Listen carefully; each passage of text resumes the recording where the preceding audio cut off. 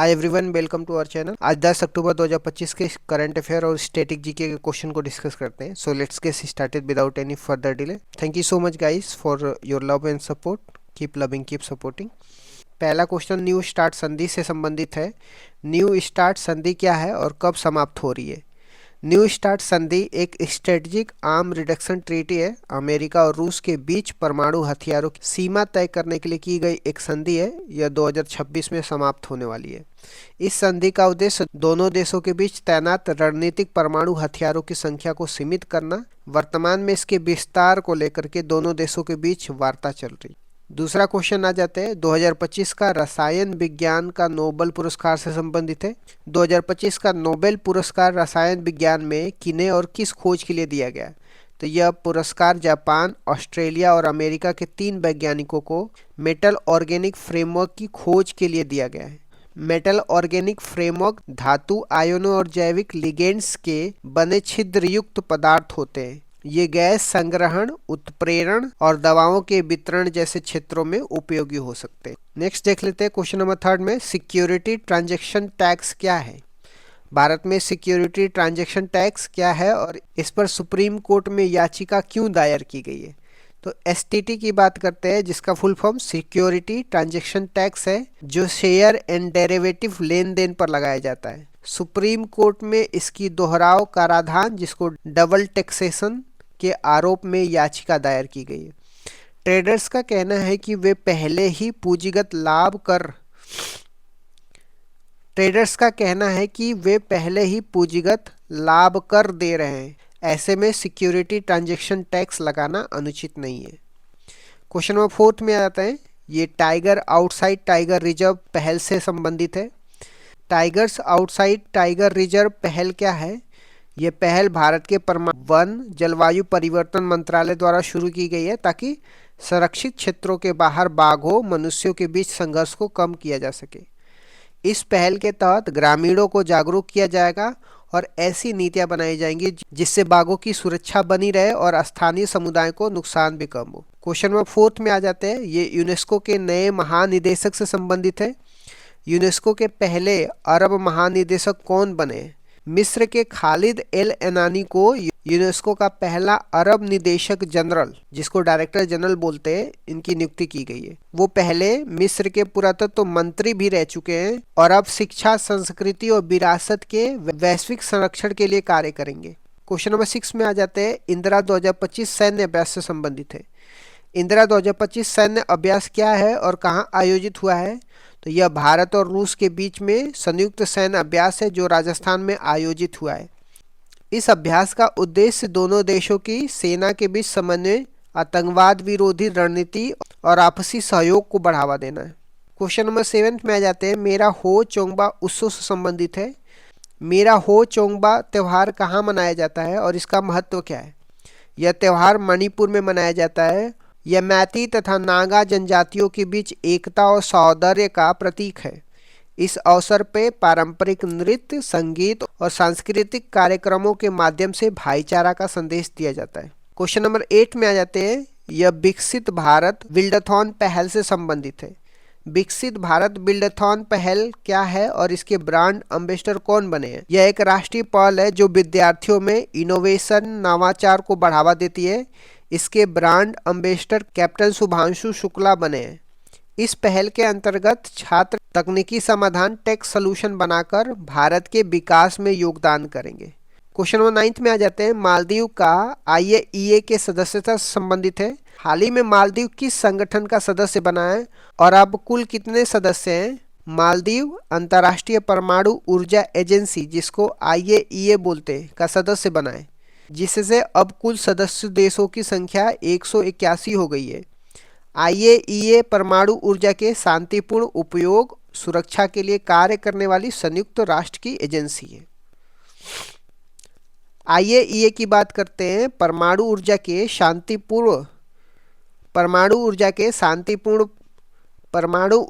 शांतिपूर्ण उपयोग और सुरक्षा के लिए कार्य करने वाली संयुक्त राष्ट्र की एजेंसी है। क्वेश्चन नंबर 10 में आ जाते हैं, भारत की राष्ट्रीय रेड लिस्ट से संबंधित है। भारत की अपनी पहल राष्ट्रीय रेड लिस्ट कहाँ जारी करने जा रहा है? भारत अपनी पहली राष्ट्रीय रेड लिस्ट कहाँ जारी करने जा रहा है? भारत अपनी पहली राष्ट्रीय red list national red list of endangered species IUCN विश्व संरक्षण कांग्रेस ने आईयूसीएन आईयूसीएन विश्व संरक्षण कांग्रेस में अबू धाबी में जारी करेगा। यह सूची देश के संकटग्रस्त एंडेंजर प्रजातियों की पहचान और संरक्षण नीतियों को सशक्त बनाने में मदद करेगी। न्यूयॉर्क घोषणा पत्र की बात करते हैं। भारत ने फिलिस्तीन मुद्दे के शांतिपूर्व समाधान और द्विराज्य समाधान के कार्यान्वयन पर न्यूयॉर्क घोषणा का समर्थन किया है। यह फिलिस्तीन इजराइल संघर्ष को रोकने और अस्थायी समाधान के लिए। फ्रांस ने द्विराज्य सिद्धांत का मत प्रस्तुत किया है। संयुक्त राष्ट्र महासभा में इस प्रस्ताव को 142 मतों का समर्थन मिला है और 12 मतों का बहिष्कार किया गया है। 1917 के बेलफोर्ड घोषणा से इस विवाद की नींव पड़ी थी इंग्लैंड द्वारा। इजराइल एक यहूदी देश है जबकि फिलिस्तीन इस्लाम धर्म को मानने वाला क्षेत्र। यरूशलेम यहूदियों और इस्लाम दोनों के लिए पवित्र स्थान है और यहीं पर असली विवाद हुआ है। ठीक, जैन संत विद्यानंद की बात करते हैं। उनकी शताब्दी पर प्रधानमंत्री मोदी को धर्म चक्रवर्ती के रूप में सम्मानित किया गया है। भारत का पहला ग्रीन डेटा सेंटर की बात करते हैं। इसकी आधारशिला गाजियाबाद उत्तर प्रदेश में रखी गई है। संयुक्त राष्ट्र सुरक्षा परिषद का अध्यक्ष की बात करते हैं। पाकिस्तान अभी जुलाई 2025 में बना है। विश्व मुक्केबाजी चैंपियनशिप लिवरपूल इंग्लैंड में आयोजित किया गया जिसमें 2 स्वर्ण शामिल है। जैस्मिन लंबोरिया ने 57 किग्रा वर्ग में और मीनाक्षी हुड्डा ने 48 किग्रा वर्ग में स्वर्ण पदक जीता है। जैस्मिन ने पोलैंड की जूलिया को हराया। प्रधानमंत्री मोदी की 5 देशों की यात्रा की बात करते हैं। इस यात्रा में सबसे पहले घाना पहुंचे। आईएनएस थमाल की बात करते हैं। भारतीय नौसेना ने इसे रूस में कमीशन किया है। ऑपरेशन मैडम की बात करते हैं। नारकोटिक्स कंट्रोल ब्यूरो ने मादक पदार्थों के विरुद्ध यह ऑपरेशन शुरू किया है। अब आ जाते हैं यूनेस्को विरासत की संभावित सूची की बात कर लेते हैं। भारत की 7 और संपत्तियां यूनेस्को विरासत की संभावित सूची में शामिल हुई है। कुल 44 विश्व विरासत स्थल भारत में है। 36 सांस्कृतिक, 7 प्राकृतिक और 1 मिश्रित है। जो मिश्रित है उसका नाम कंचनजंगा है। हाल ही में शामिल हुए कुछ स्थल जो विश्व विरासत स्थल में शामिल हुए हैं। 44वें नंबर पे मराठा सैन्य परिदृश्य है। 43वें नंबर पे मोइदम है। 42वें नंबर पे होयसलेश्वर मंदिर है। 41वें नंबर पे शांति निकेतन है और 40वें नंबर पे धौलावीरा है। 7 संभावित स्थलों के नाम पंचगढ़ी महाबलेश्वर, तिरुमाला पहाड़ी, अर्रामट्टी वर्कला, दक्कन ट्रैप, मेघालय की गुफा, नागा की पहाड़ियाँ। ये 7 संभावित स्थलों के नाम हैं जो यूनेस्को विरासत की संभावित सूची में है। यूनेस्को का मुख्यालय की बात करते हैं। पेरिस फ्रांस में है। विश्व विरासत दिवस 18 अप्रैल को मनाया जाता है। भारत की पहली अमूर्त जिसको इंटेंजिबल हेरिटेज बोलते हैं जिसका नाम गरबा नृत्य है और टोटल इंटेंजिबल हेरिटेज 15 है। 1983 में शामिल हुए पहले स्थल अजंता गुफाएं, एलोरा गुफाएं, ताजमहल और आगरा के किला हैं। Officer of the order of the star की बात करते हैं। यह घाना देश का सर्वोच्च नागरिक सम्मान है जो प्रधानमंत्री मोदी को मिला है। राष्ट्रमंडल युवा शांति दूत सुकन्या सोनोवाल को चुना गया है। पहला खेलो इंडिया वाटर स्पोर्ट्स इसका आयोजन डल झील जम्मू कश्मीर में हुआ है। सुशीला कार्की की बात करते हैं। नेपाल की पहली महिला अंतरिम प्रधानमंत्री के रूप में शपथ ली हैं। नेपाल में जैनजी आंदोलन के बाद केपी शर्मा ओली सरकार गिरने के बाद अंतरिम प्रधानमंत्री बनी हैं। वह पूर्व मुख्य न्यायाधीश भी रह चुकी हैं। उस पद पर पहुंचने वाली पहली महिला थीं। इन्हें राष्ट्रपति रामचंद्र पांडे ने शपथ दिलाई है। वह बनारस हिंदू यूनिवर्सिटी की पूर्व छात्रा भी रह चुकी हैं। बीएचयू के संस्थापक की बात करते हैं। मदन मोहन मालवीय ने 1916 में इसकी स्थापना करी थी। आ जाते हैं राष्ट्रीय हिंदी दिवस 2025 की बात करते हैं। हर साल 14 सितंबर को राष्ट्रीय हिंदी दिवस मनाते हैं। इस दिन 1949 में हिंदी को संघ की राजभाषा का दर्जा मिला था। संविधान के अनुच्छेद 343 में इसका उल्लेख किया गया है। पहली बार 14 सितंबर 1953 को पंडित जवाहरलाल नेहरू ने इसे मनाया था। संविधान की 8वीं अनुसूची में शामिल 22 भाषाओं में हिंदी भी शामिल है। हिंदी की लिपि की बात करते हैं, देवनागरी लिपि है। हिंदी भारत की शास्त्रीय भाषा, क्लासिकल लैंग्वेज नहीं है। विश्व हिंदी दिवस 10 जनवरी को मनाया जाता है क्योंकि 10 जनवरी 1975 को नागपुर में पहला विश्व हिंदी सम्मेलन हुआ था। संयुक्त राष्ट्र संघ में हिंदी में भाषण देने वाले पहले व्यक्ति अटल बिहारी वाजपेयी थे। 1977 में विदेश मंत्री के रूप में कार्य किए थे। संविधान के भाग 17 में अनुच्छेद 343 से 351 में राजभाषा का उल्लेख किया गया। अनुच्छेद 344 के तहत राजभाषा आयोग का गठन राष्ट्रपति करते हैं। पहला आयोग 1955 में बीजी खरगे आयोग है। अनुच्छेद 351 में हिंदी के विकास पर बल देने से संबंधित है। 5वां अखिल भारतीय राजभाषा सम्मेलन 2025 गांधीनगर गुजरात में हुआ है। राष्ट्रीय पोषण माह सितंबर माह में होता है। 8वां राष्ट्रीय पोषण माह पुदुचेरी में मनाया जा रहा है। सारथी मंच और हिंदी शब्द सिंधु कोश सुलभ बनाने के लिए लॉन्च किया गया है। विश्व हिंदी सचिवालय मॉरिशस की राजधानी पोर्ट लुइस में है।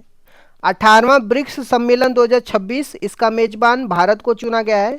जेनिफर सिमन्स सूरीनाम की पहली महिला राष्ट्रपति बनी है। न्यू डेवलपमेंट बैंक के आधिकारिक सदस्य की बात करते हैं, कोलंबिया और उज्बेकिस्तान शामिल हुए हैं। कैंसर देखभाल प्रशिक्षण कार्यक्रम की बात करते हैं, बिम्स्टेक देशों के लिए यह कार्यक्रम मुंबई में शुरू किया गया है। बैराबी सैरंग रेल लिंक की बात करते हैं, यह मिजोरम की राजधानी आइजोल को पहला रेलवे संपर्क प्रदान करेगा। पहाड़ी क्षेत्र में होने वाला रेलवे लिंक स्थापित करना कठिन होता था। यह 51.38 किलोमीटर लंबा ट्रैक होगा और मिजोरम राज्य में चलेगा। कुछ समय पहले सिक्किम में भी पहला रेलवे लिंक रेंगपो में आया था। भारत में कुल 18 रेलवे जोन है। पहली रेल 1853 में मुंबई से ठाणे के बीच में डलहौजी के समय चलाई गई थी। मिजोरम राज्य की बात करते हैं, मिजोरम राज्य का गठन 1987 में 53वें संविधान संशोधन के द्वारा किया गया था। मिजोरम म्यांमार और बांग्लादेश के साथ अंतर्राष्ट्रीय सीमा साझा करता है।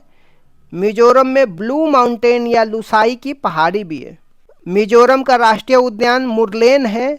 रेल बजट को आम बजट में एकवर्थ कमीशन की सिफारिश पर अलग किया गया था और विवेक देवराय कमेटी की सिफारिश पर विलय किया गया था। यूरोजोन का 21वां सदस्य कौन बना है? बुल्गारिया बना है। कॉटम की बात करते हैं, नवजात शिशुओं के लिए दुनिया की पहली दवा कॉटम का संबंध मलेरिया से है। Grand collar of the southern cross की बात करते हैं, यह ब्राजील का सर्वोच्च सम्मान है जो प्रधानमंत्री मोदी को मिला है। बिलीवर्स डायलेमा की बात करते हैं, यह अटल बिहारी वाजपेयी की जीवन का सिक्वल है।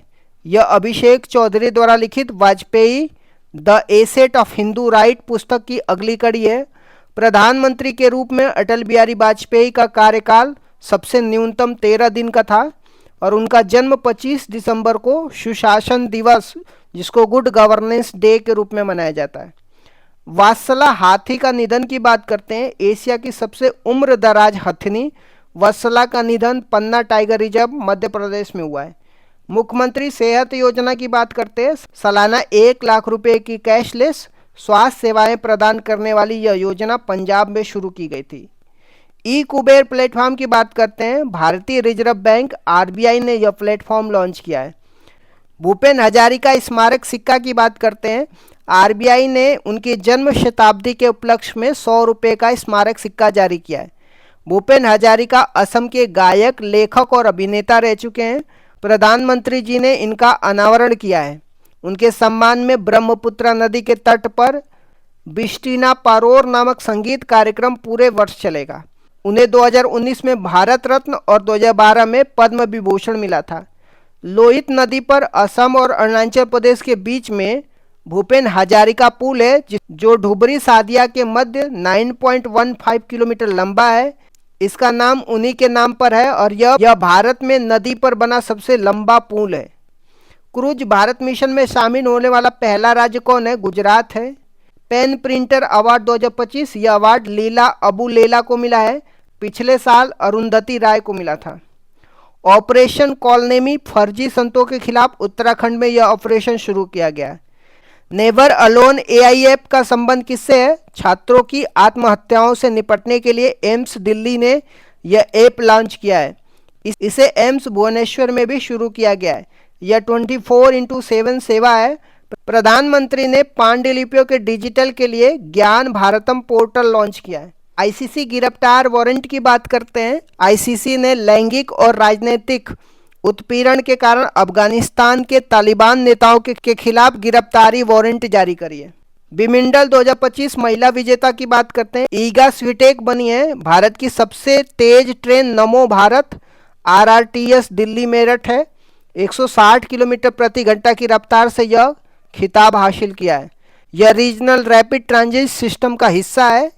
इसका निर्माण गुजरात के सावली में एल्स्टॉम कंपनी के द्वारा किया गया है और डिजाइन हैदराबाद में तैयार हुआ है।